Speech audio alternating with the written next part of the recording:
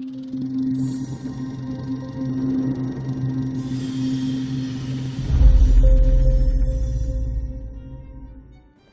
ancient prophet Jeremiah once excoriated those who cry, "Peace, peace," when there is no peace. But in the infant, modern state of Israel, no one had even a delusion of peace.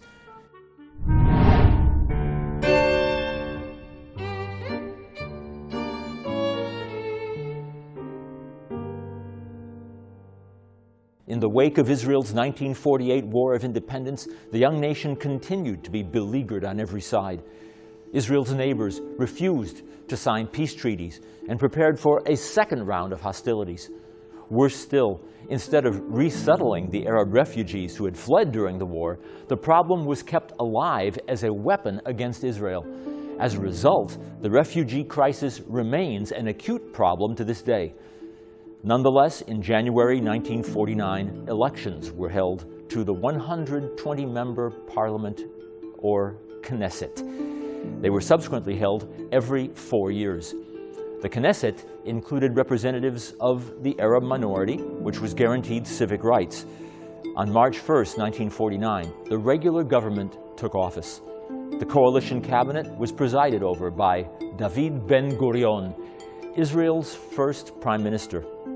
Chaim Weizmann was elected president, serving from 1948 to 1952. His successors were Yitzhak Ben-Tzvi, serving from 1952 to 1963, and followed by Zalman Shazar. Israel was greatly aided in its early years by reparations from West Germany for the destruction of Jewish property during World War II.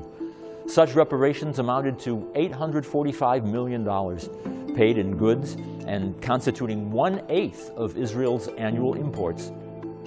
One of Israel's first tasks as a young nation was to absorb the massive influx of Jewish refugees from Muslim countries and from the displaced persons camps of Europe. By 1958, the Jewish population had grown from some 650,000 to 1,800,000. The immigrants, mostly poor and unskilled, were given temporary shelter and employment, but cultural problems persisted. There was a definite gap between veterans and newcomers, felt mostly by Oriental Jews, or Sfaradim, from the Muslim countries, many of whom complained of discrimination. Relations between certain religious and non-religious sectors of the population also became tense over religion-state problems, including the definition of Jewish identity for registration purposes. Israeli-born youth felt less affinity with the diaspora Jews than with their elders, many of whom were native to Palestine. But with the trial and execution between 1961 and 1962 of the Nazi architect of the final solution, Adolf Eichmann, a new sense of national unity was fostered. Chief Israeli prosecutor Gideon Hausner laid out the charges against Eichmann. I do not stand alone. With me are 6 million accusers, but they cannot rise to their feet and point their finger at the man in the dock with the cry, "J'accuse, I accuse," on their lips. For they are now only ashes, ashes piled high on the hills of Auschwitz and the fields of Treblinka, and strewn in the forests of Poland. Their graves are scattered throughout Europe. Their blood cries out, but their voice is stilled. Therefore, I will be their spokesman. And in their name, I will unfold this terrible indictment. There is a Hebrew saying, "Harashaim afilu b'sha'arei Sheol lo yashuvu." The wicked, even at the gate of hell, do not repent.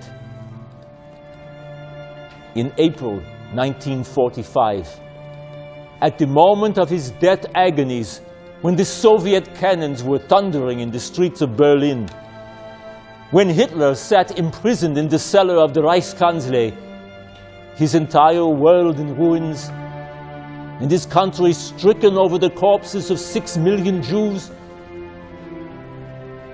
at that moment the Führer wrote his last political will and testament. He bequeathed to his people the injunction of eternal hatred for the Jews. And he concluded, above all, I enjoin the government and the people to uphold the racial laws to the limit and to resist mercilessly the poisoner of all nations, international Jewry. Even from beyond the grave, Hitler was still sowing the seeds of hatred and destruction for the Jewish people. The nation was obviously glued to the trial, and many native-born Israelis gained a new insight into the plight of European Jews during the Holocaust. With the excavation by archaeologists of many sites of historic importance and ancient resistance against foreign invasion, such as the rocky promontory in the Judean desert, Masada, Israel's sense of national continuity intensified. Cultural changes notwithstanding, by 1958, about 400 new Jewish villages had been established, almost doubling the 1948 figure. Free, compulsory primary education was instituted, organized in religious and secular school networks. Great stress was placed on higher learning and scientific research. By 1958, there were 10,000 students in 5 institutions of higher learning. The area under cultivation was increased almost 2.5 times, and the irrigated fields fourfold. The country became almost self-supporting in staple foodstuffs. Industrial output was doubled. Copper, potash, and phosphate resources were exploited. A merchant shipping fleet called Tzim was built up, along with a national aviation company, El Al Airlines. Exports were quintupled, and the prosperity was shared by Israel's Arab citizens. After 1958, the port at Eilat on the Red Sea was enlarged, and a new port was built at Ashdod on the Mediterranean. The national water scheme was completed, bringing the waters of the Jordan River to irrigate the southern Negev region. The Hulei swamps in northern Galilee were also drained. A score of new towns were developed and populated, mainly with new immigrants. The gross national product rose during this period by 10 to 11% per year. However, the Arab League set up a boycott to try to stifle the Israeli economy and closed the Suez Canal to Israeli ships in defiance of a UN resolution. Armed infiltrators perpetrated sabotage and killed civilians, resulting in several hundred casualties by 1956. Egypt's president, Gamal Abdel Nasser, headed a joint Arab military command established in 1956, which re-equipped its armies with modern Soviet arms. In October of that year, Israel's army reacted by striking Egyptian forces and terrorist bases in the Gaza Strip and the Sinai Peninsula in the 8-day Sinai campaign. In March 1957, after U.S. assurances and after a UN force had been stationed on the Sinai and Gaza Strip borders, Israel withdrew her forces. Beyond the military threats, the young nation faced serious challenges on multiple fronts. Government measures to combat inflationary pressures, coupled with a drop in immigration, led to a recession in 1965 through 1967. World Jewry supported the Jewish state by providing large-scale funds as well as investments in Israel bonds in the amount of $1.5 billion between 1951 and 1970. There were also grants in aid and loans from the United States. The year 1967 saw a new escalation of Arab hostility fomented by the Soviet Union. Israel's border villages were shelled by Syria, and attacks by infiltrators based in Syria increased. Egypt demanded the withdrawal of the UN force and blockaded the Straits of Tiran, the only access to Israel's port of Eilat. Egypt also moved troops into the Sinai. After intense efforts to solve the crisis by negotiation, Israel felt compelled to act. In 6 days, the armies of Egypt, Syria, and Jordan were crushed. Ceasefire lines were drawn along the Golan Heights and the Jordan River in the east, and the Suez Canal in the southwest, pushing back the Arab threat from Israel's population centers. Jerusalem was reunited under Israeli sovereignty. Israel's stunning victory in the Six-Day War of 1967 left the Jewish nation in control of territory 4 times its previous size. Egypt lost the 23,500 square mile Sinai Peninsula and the Gaza Strip. Jordan lost the West Bank and East Jerusalem, and Syria lost the strategic Golan Heights. The Arab states, however, still refused to negotiate for permanent peace and continued to encourage terrorist attacks both in Israel and against Israelis and Jews abroad. Israel did not annex the territories it conquered, preferring to use them as leverage to sue for peace with its Arab neighbors. But the Arab states refused to negotiate. Meanwhile, thousands of Jewish settlers began establishing homes in Judea and Samaria, hoping to create a de facto annexation of the territories, which were, after all, the historic heartland of ancient Israel. That, of course, meant that any future peace deal involving the return of the territories would also require uprooting the settlers and resettling them in Israel proper. Was this, as many claimed, an impediment to peace? Or did Jews have their own rights to settle on land which had belonged to the Jewish people since ancient times and which had been won in a defensive war? Why should any Israeli government declare that not one Jew should be allowed to live in Judea and Samaria? Such issues rage to the present day. In 1972, at the Olympics in Munich, 11 Israeli sportsmen were murdered. Israel's policies in the Israeli-held territories, Judea and Samaria, also referred to as the West Bank of the Jordan River, have brought this area's inhabitants a new prosperity. Beneficial contacts between Jews and Arabs also developed, even though the political problems have remained unsolved. Still, Jewish immigrants continued to arrive. From 1967 to 1972, some 30,000 immigrants came from the US alone. For the first time, Soviet Jews openly demanded the right to settle in Israel. And in 1971 and 1972, about 45,000 were permitted to emigrate, although a heavy tax was levied on professionals. When Anwar el-Sadat became president of Egypt in 1970, he found himself leader of an economically troubled nation that could ill afford to continue its endless crusade against Israel. He wanted to make peace and thereby achieve stability and the recovery of the Sinai. But after Israel's 1967 victory, it was unlikely that Israel's peace terms would be favorable to Egypt. So Sadat conceived of a daring plan to attack Israel again, which, even if unsuccessful, might convince the Israelis that peace with Egypt was necessary. On October 6, 1973, hoping to win back territory lost to Israel during the Third Arab-Israeli War in 1967, Egyptian and Syrian forces launched a coordinated attack against Israel on Yom Kippur, the Day of Atonement, the holiest day on the Jewish calendar.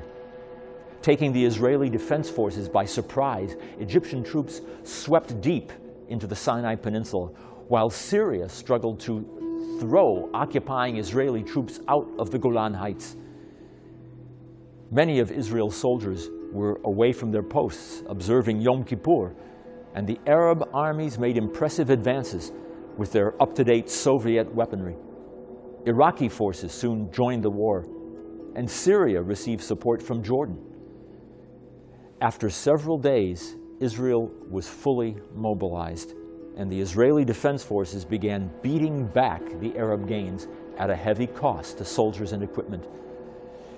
A U.S. airlift of arms aided Israel's cause, but President Richard Nixon delayed the emergency military aid for a week as a tacit signal of U.S. sympathy for Egypt.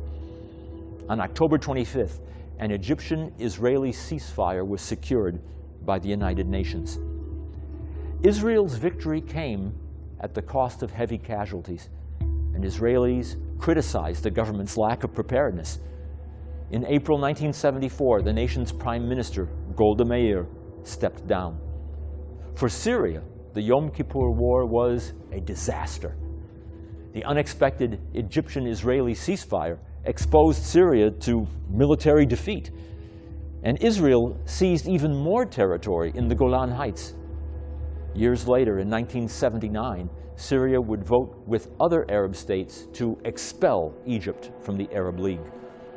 Although Egypt had again suffered military defeat at the hands of its Jewish neighbor, the initial Egyptian successes greatly enhanced Sadat's prestige in the Middle East and gave him an opportunity to seek peace. In 1974, the first of two Egyptian-Israeli disengagement agreements providing for the return of portions of the Sinai to Egypt were signed. In 1977, Menachem Begin, leader of the right-wing Likud party, was elected Prime Minister of Israel.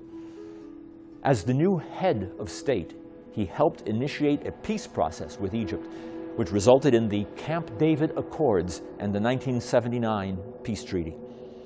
As a result of this effort to achieve peace with Egypt, Begin and Sadat were awarded the Nobel Peace Prize in October 1978.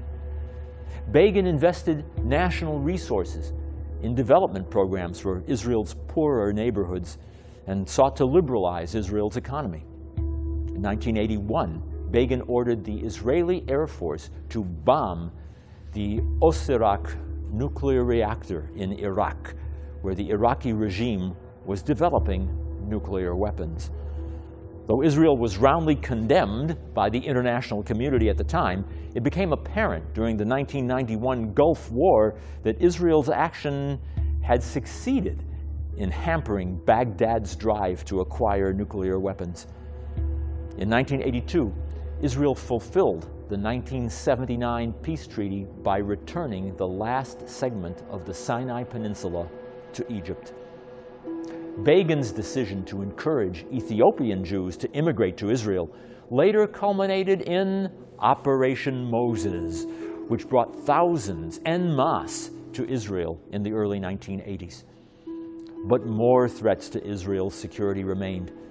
In 1982, after repeated acts of terrorism launched by the Palestine Liberation Organization, the PLO, Israel launched Operation Peace for Galilee to remove the terrorist threat from Israel's northern border. The operation was meant to be no more than 48 hours long, reaching 25 miles into Lebanon. IDF forces, however, ended up reaching the outskirts of Beirut. As Israeli forces pressed northward, Syrian forces launched an offensive in eastern Lebanon. Damascus sent reinforcements to the Bekaa Valley and launched an attack against IDF troops, but the Israeli Air Force destroyed most of Syria's missile batteries in Lebanon. By June 14th, IDF troops were surrounding Beirut. Joined by Christian Phalange forces on the eastern sector of the city, the plan was to help Lebanon become free of Syrian and Palestinian influences, securing peace for both sides. But the mass casualties suffered by the IDF led to deep divisions in the Israeli public about the necessity of the war. The escapade, which was dubbed the Lebanese mess, eventually led to Begin's decision to resign as prime minister in August of 1983. Was it all worth it? Was it Israel's Vietnam? what might have been a better course? Simply to live with the terrorism and do nothing? All open issues. It was a melancholy postscript to 3.5 decades of remarkable accomplishment for the fledgling state of Israel. A gloomy sense of despair seized the country as Israelis realized that being a free people in their own land carried with it a terrible price. And yet, as Golda Meir once quipped, we Jews have a secret weapon. We have nowhere else to go.